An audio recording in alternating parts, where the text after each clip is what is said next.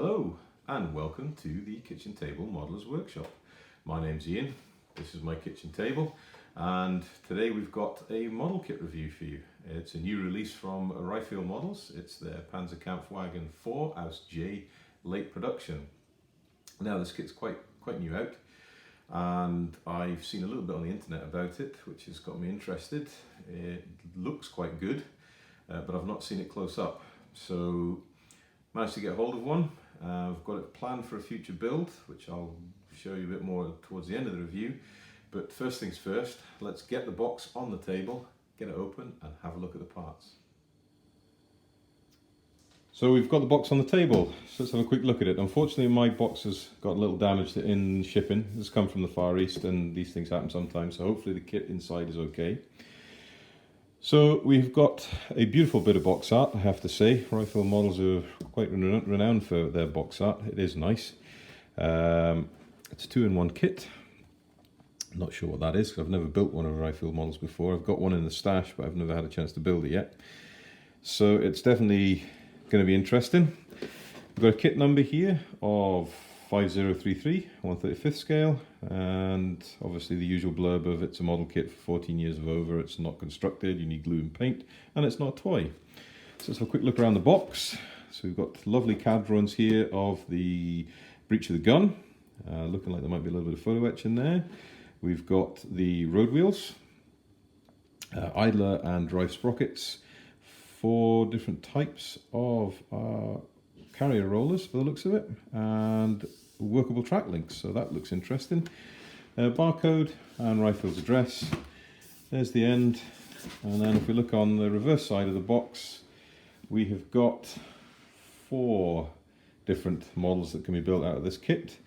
So you've got one from March 1945, you've got one in Bavaria in May 1945, you've got one in December 1944 Western Front, Ardennes, and the last one is March 1945 Eastern Front.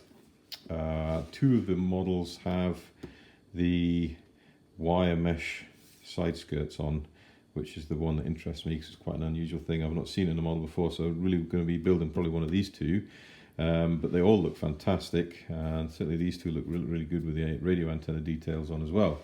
So there's the end. Let's get into the box and see what we've got.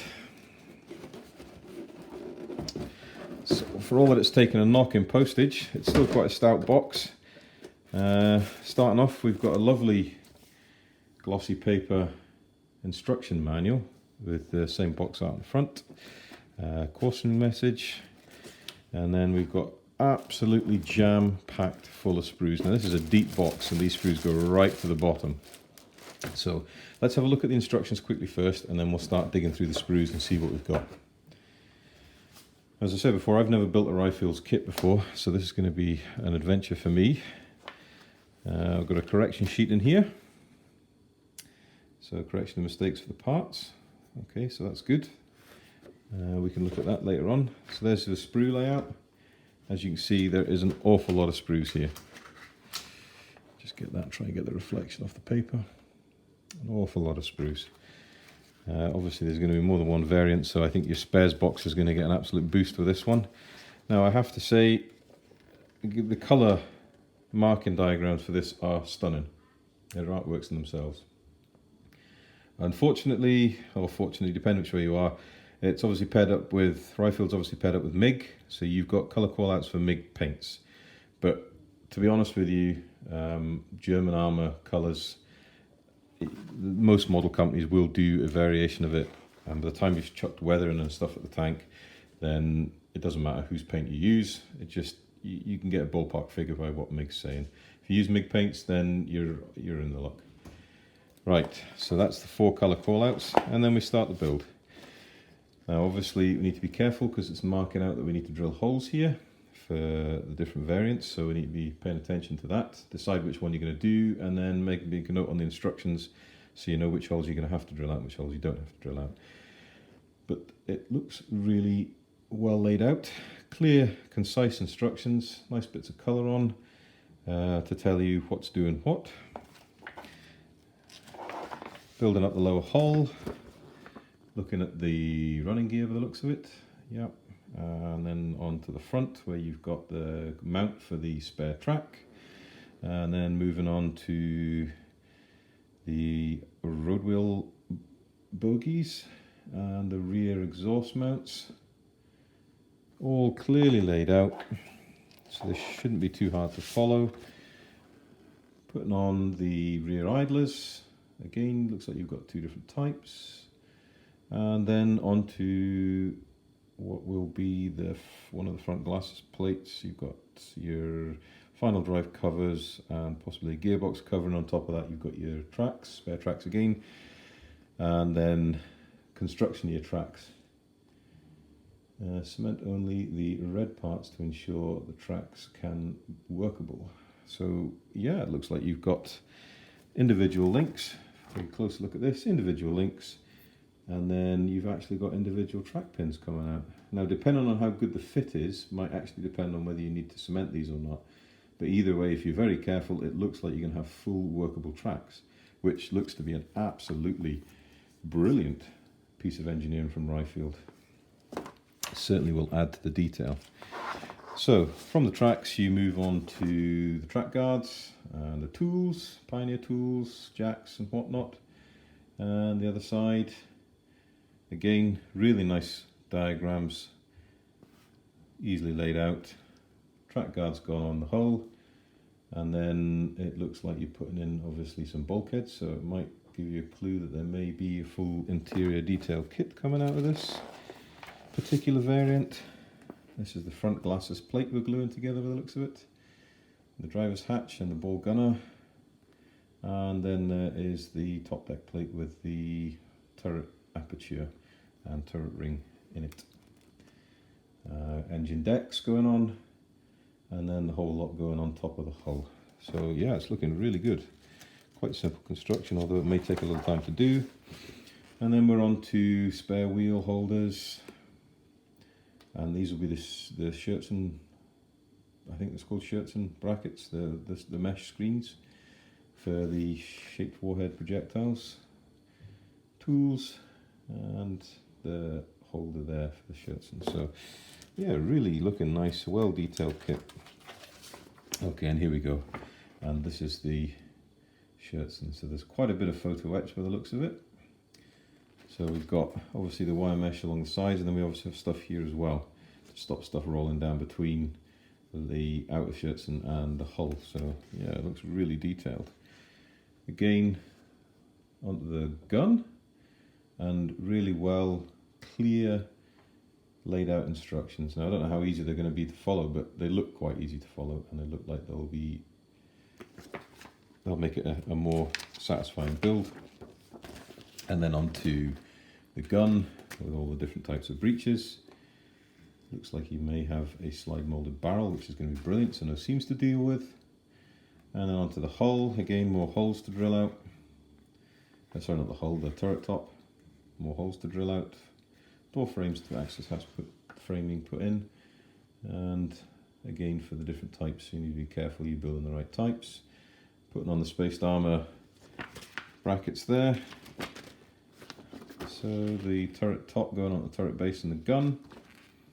Looks like a bit more photo etch. And then the spaced armour going on the commander's cupola. Cupola going down onto the turret. And you've just got a few different versions there. Hatch open, hatch closed. Pair of binoculars, or ranging binoculars. That looks really interesting. Aerial. Turret on the tank, rear aerial. And then a colour drawing of all the different parts. Finally, for this version, you've got the final set of aerials. And the last page. Wow, really comprehensive instructions. Should be really good to follow. Let's have a look at the parts. So we'll bring the box in from the, I'll bring them in a bit by bit. So first off, which I'm not going to take out the plastic cover, we have got the clear parts. I'll just pull the second half away. Okay, they're resealable bags, so you have to excuse the rustling. Those parts are reasonably good, quite clear indeed. We'll put them down over there. There's a little bit of deformation. I don't know if you can see that on this bigger, larger glass pieces. There's a little bit of deformation in there. But how much that's going to affect the model, I don't know. They look clear for me, and realistically, the sights, you're not going to see much through them. But they look not bad. Tracks, for all those people that love tracks, we have a bag full of tracks. Again, it's a resealable Loctite bag. So we'll get a string of track out. Let's have a look at the track, shall we? That looks lovely. There is no ejector pins on that whatsoever. Beautiful detail. Really, really, really fine detail. And if you look along the tread, there's even the welded grouser blades there on the track tread itself. So if they go together as well as the instructions say they should, these will be fantastic tracks. They're really nice. Yep, happy with them. Got a bag of poly caps for the road wheels and that. Don't need to open them, that's just poly caps. Right, next bag is a little bag of track pins. So let's get some out and have a look. Now, I have one bag of tracks and there are 2 bags of track pins. So I'm hoping there's enough in here. Without counting them, it's hard to say. Right, let's have a look at these pins. They're minuscule. They're really small, so this is going to be fun building this. However, if you remember looking at the instructions, it looks to be that when we're assembling the tracks, we just cut this end off, cut that cross spreader off, which will leave us these 2 bars full of tracks. They clip in from either side when the tracks are on the jig. A little dab of glue on each one, each pin, and that will set it. So for all that it looks dainty and fiddly, the way they've designed it, it should be quite easy to construct.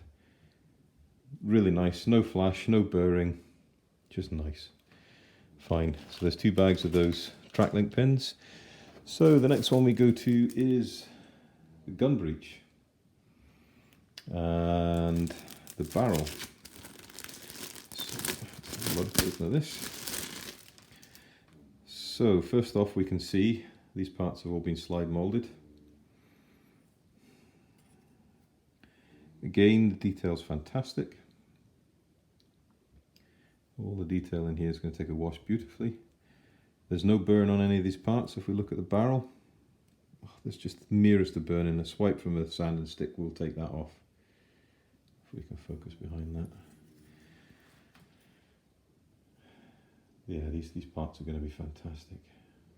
There we go, a bit more focus. If we can catch that burn in the light. It is very, very fine. There we go.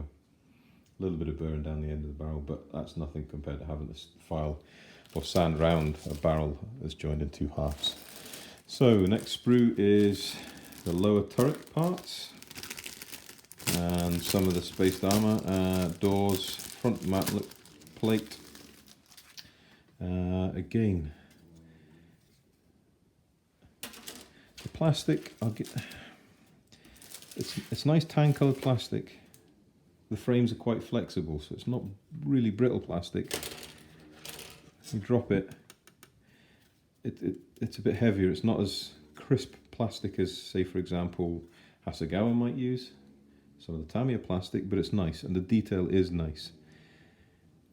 We look at the bolt heads, they're crisply moulded, the hinge parts crisply moulded. They're going to take a wash and a dry brush beautifully. We look at the bottom of the turret, again, the detail in there is fantastic, which again hints to me that there may be a full interior option. If there isn't already, I don't know. Right, moving on, we've got a double sprue, so we'll just take one out with the road wheels, and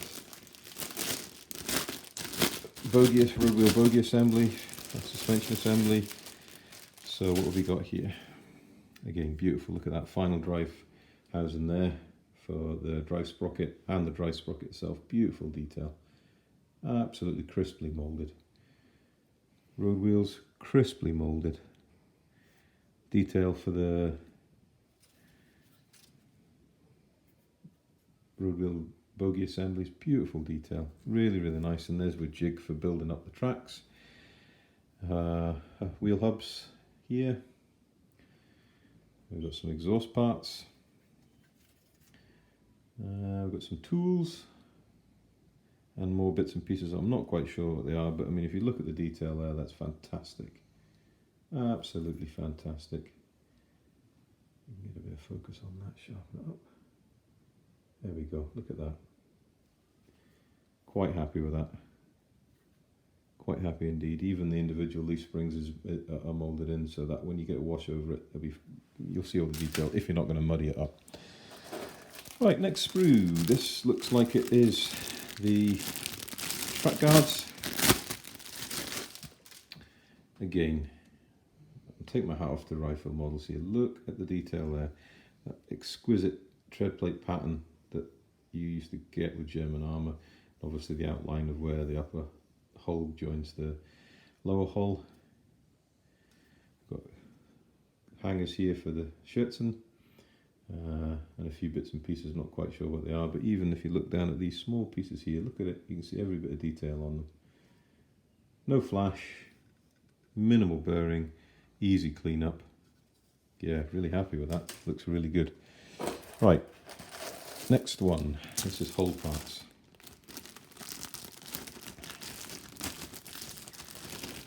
Pulled out the bag.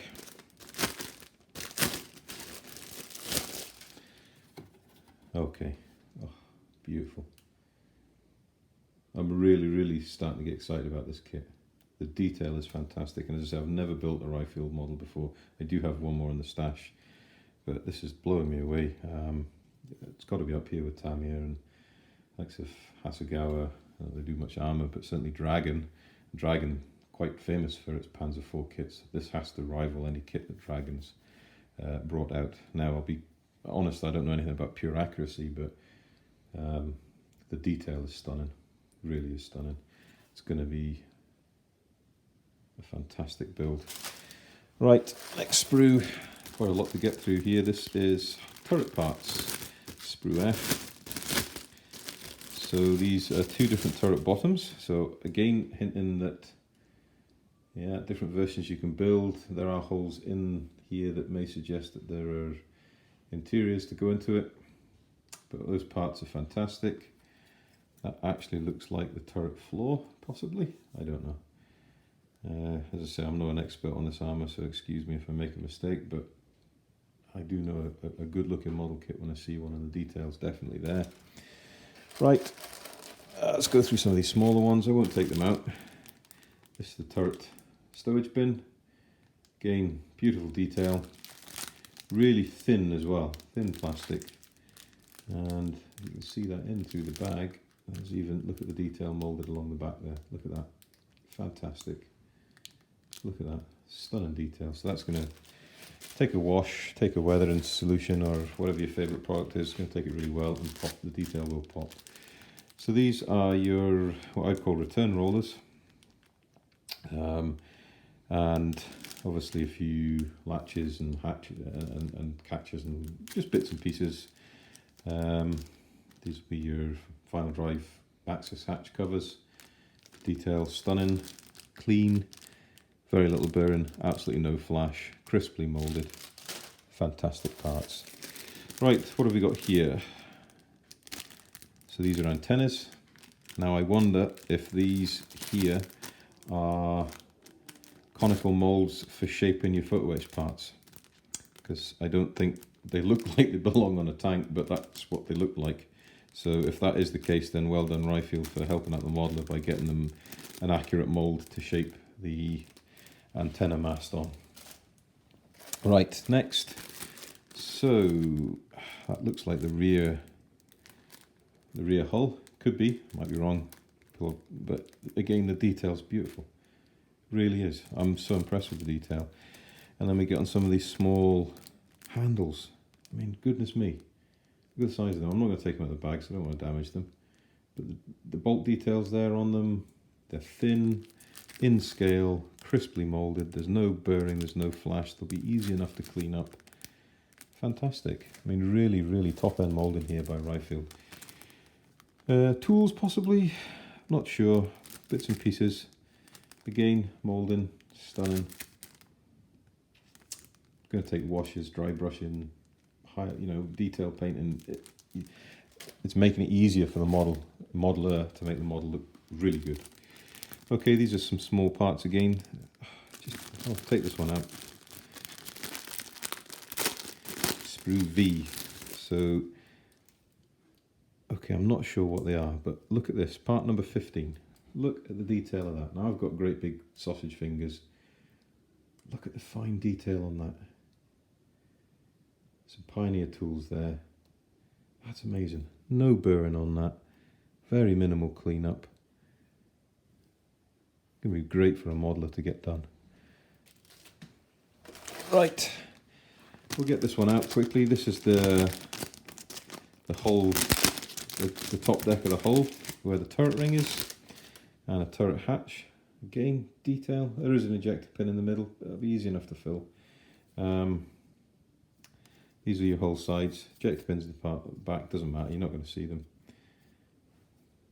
Crisp detail, minuscule detail, look at that, brilliant. And look at that, beautiful bolt heads. They're nice and sharp under the finger, so you know they're going to take a dry brush and a wash.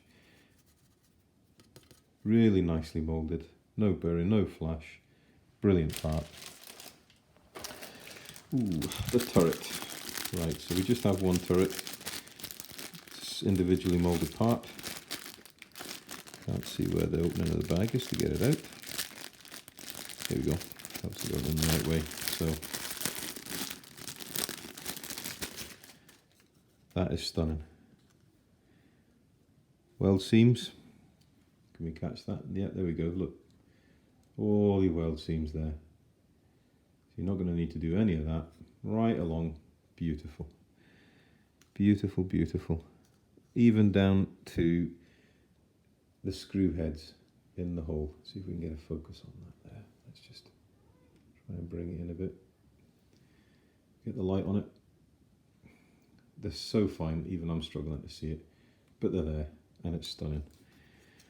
Wow. Really impressed. Really impressed. Now, I've built quite a few Tamiya models, and Tamiya is kind of the benchmark for a lot of our model companies. Obviously, if you're really into detail, you're going to go down the route of Dragon, because they do an extensive range of Panzers. And I've never really built a Dragon World War II German tank kit. Well, I've built 2 Tamiya ones, and my goodness me, this is definitely up there with them, if not better than some of them. Right, these look like turret parts. You've got your hatches, commander's cupola, and the detail is stunning. And I'm not sure if there's going to be exterior or interior detail, but goodness me, look at that. Beautiful, beautiful detail. Right through. 1 or 2 ejector pin marks in the turrets. If you're going to close it up, it doesn't matter. If you want to leave it open and put crew figures in, they'll not be too difficult to get rid of. Right, now it's an interesting sprue. This is a big sprue. It's got another gun barrel on it, and it's got obviously spare track links, and if you got the glasses plate and breeches and that. So we'll get this one out. I don't like the sound of rustling plastic bags when you're opening sprues. Okay, so what have we got here? So we've got the track links, spare track links here for the hull. Look at them. Again, stunning detail. Look on the reverse, not an ejector pin in sight. This looks to be the front glasses plate here. We've got some more cupolas here for the turret, and another glasses plate here. So we need to be careful and make sure that we get the right one. These are looking to be different types of assemblies for, I'm not quite sure. There's enough of them to be something to do with the running gear, but as I've not been an expert, I couldn't tell you. But the detail's brilliant. Well moulded, beautiful, crisply moulded, sharp. Have a quick look here. This is the rear turret spaced armour. Beautiful. The joins in it, the bolt heads are in it. It's stunning. Hinges, bolts, I mean, fantastic detail, but it's thin as well. So scale-wise, you're looking at really nice parts. And then look at the handles. Look at them, they're tiny. Handles or brackets, either way, they're so tiny, in scale though. We've got a bit of a jack. Gun rods for cleaning the gun. Tools, brackets, all finely moulded. Shovel, beautifully moulded, beautifully in scale. There we go, there's the wire cutters. Yeah, it's stunning, stunning. Really, really nice. And there's the muzzles, all been slime moulded. 1, 2, 3, 4 different muzzles. Oh, sorry, 3 muzzles, and that will be the rear collar where the barrel joins the mantlet, and the slide moulded barrel. So look at this one here, slight burring, really, really slight burring, but nothing that a swipe with a very fine sanding stick or sponge is going to sort out. But that's stunning, stunning stuff. And then the last bag of sprues we've got is a big, big part, and it is just basically tools. Looks like wire strop ends, so we'll have a look at this because it's quite interesting stuff. And first bit of damage as well from the rough shipping is Sprue R, by the looks of it. Where is it? There it is. Sprue R has been knocked off of the sprue. So that's all that's happened with that big dent in the box. It's the only thing that's been damaged. Very lucky on my part. Now that looks to be the rear of the MG42, the bow gun. You've got canvas type pouches here, lights. Look at the detail on that. That is a D shackle. It's obviously going to go on the whole front, I should imagine, somewhere about it. Look at that. Even the screw pin's got a hole in it. That's impressive. Looks to be here that there's a bit of a belt feed of ammunition. I don't know if there's no gun to go on the top of this one, but wow, you can see the bullets individually moulded. Get that to focus. The stunning detail. The wire rope, you've got the detail of the wire rope in it. No burring, very little cleanup. Right, so there is the range-finding binoculars that stick out the turret. Again, stunning, stunning detail. I'm absolutely blown away with the detail on this kit. I think if you take your hat off to Ryefield Models, they've done it. They've blown out the park. For a model that costs what, in the £45 region in Britain, that's value for money, is non-negotiable. It's there. And then the photo etch. Well, look at that. I'm not going to take the photo etch out of the packaging because I don't want it to be damaged, but believe you me, it's stunning. The detail on that is amazing. And on the reverse, we've got the grills that were going down between the side skirts and the top. There's the aerial, so I'm assuming those cones we were seeing, so more than that, the conical shape it was in. And this is other brackets and sundries, so yeah, stunning. Beautifully thin. Very well done. And then finally, we've got very minimal decals.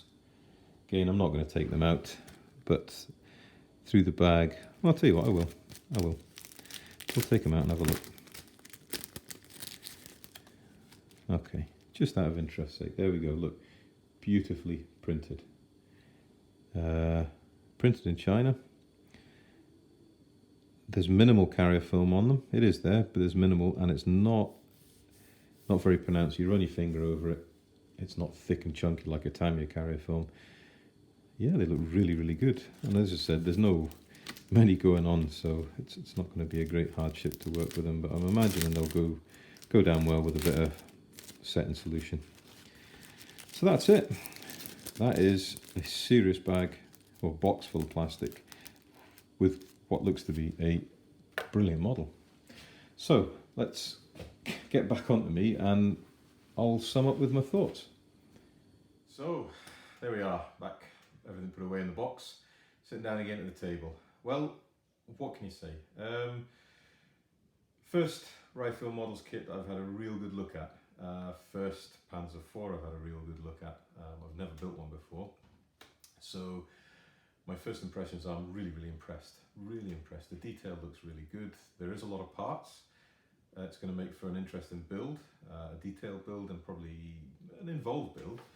But if you want another Pz.Kpfw.IV of this level, I think really the only ones you can go for are for a Dragon kit, because I know I've seen people like Panzermeister 36 building them, and he demonstrates how good the detail on a Dragon kit is and how varied the detail is. So Ryefield, I think, is probably up there with Dragon. How they compare to a Dragon kit, I don't know. My initial thoughts are it looks like a really, really good kit. I'm really quite excited to build it.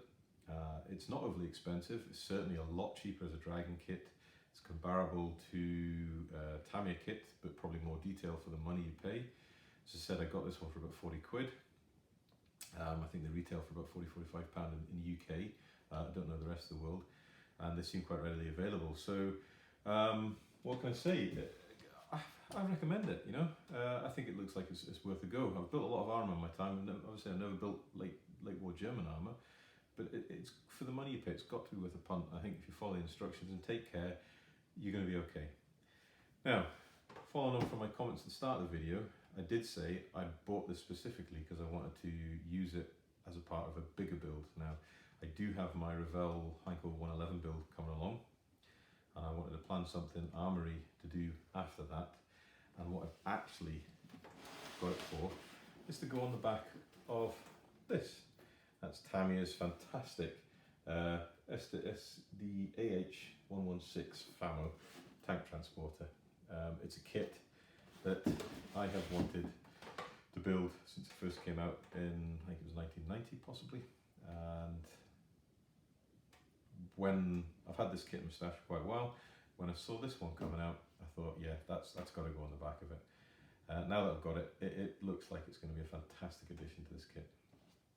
So I'm actually going to do a review of the Tamiya. There's a few on YouTube, but I thought, well, I've got the kit, I may as well do a review. So I'm going to do that probably for the next video, and I've got a bench update coming as well to show you what I've been up to this last little while whilst we've been in lockdown. But for the time being, that has been Ryefield Models Pz.Kpfw.IV Ausf.J Late Production kit. I recommend it. So if you're into it, go out, buy it, give it a go, and see how you get on. See you later, guys. Take care and happy modelling.